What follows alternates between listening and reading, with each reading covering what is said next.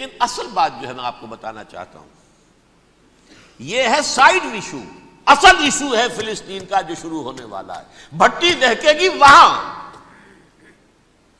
ظاہر بات ہے کہ اگر کوئی بہت بڑا اقدام ہو جاتا ہے فلسطینیوں کے خلاف، اور اگر واقعتاً مسجد اقصی اور قبۃ الصخرہ گرا دیے جاتے ہیں، جو طوفان اٹھے گا عالم عرب میں، یہ حسنی مبارک ہوں یا شاہ خالد ہوں یا کوئی اور ہوں، یہ نہیں روک سکتے اس طوفان کو.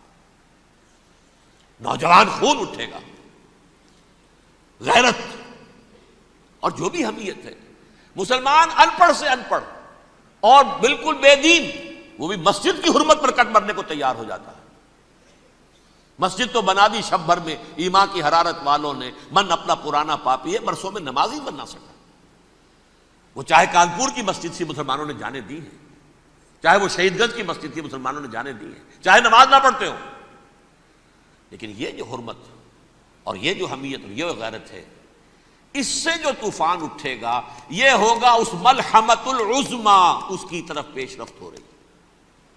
کتاب الملاحم سے احادیث کے حوالے سے کہ جن جنگوں کا حوالہ دیا حضور نے، پیشن گوئی کی ہے، اس کا نقطہ آغاز تھا خلیج کی جنگ.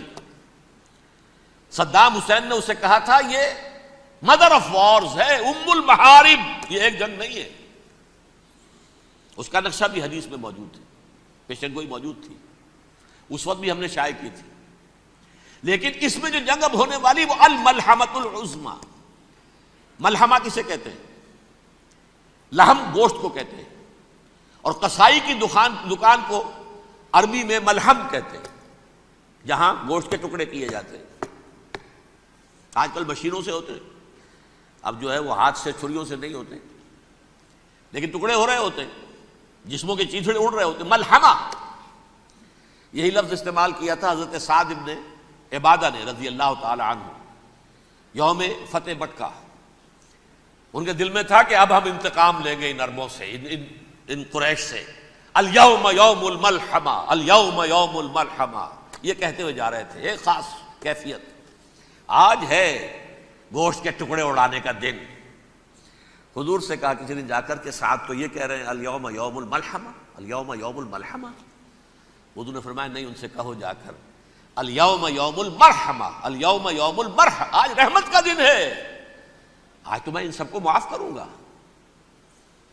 لا تثریب علیکم اليوم، میں تم سے وہی بات کہہ رہا ہوں جو میرے بھائی یوسف نے کہی تھی اپنے بھائیوں سے. اذهبوا فانتم الطلقاء، جاؤ تم سب کے سب آزاد. وہ ملحمہ ہے جس کو کہ حضور نے حضرت معاذ بن جبل رضی اللہ تعالیٰ عنہ سے روایت ہے، اس میں سے جو ابو داؤد میں روایت آئی ہے اس میں الملحمۃ العظما، عظما مؤنث ہے اعظم کا. آپ کہتے ہیں جنگ عظیم اول، جنگ عظیم دوم. عظیم کا باپ ہو گیا اعظم، سب سے بڑا، اور اس کا مؤنث ہے سب سے بڑی، عظما. الملحمۃ العظما، سب سے بڑی لڑائی. میرے نزدیک یہ وار کے معنی میں نہیں ہے،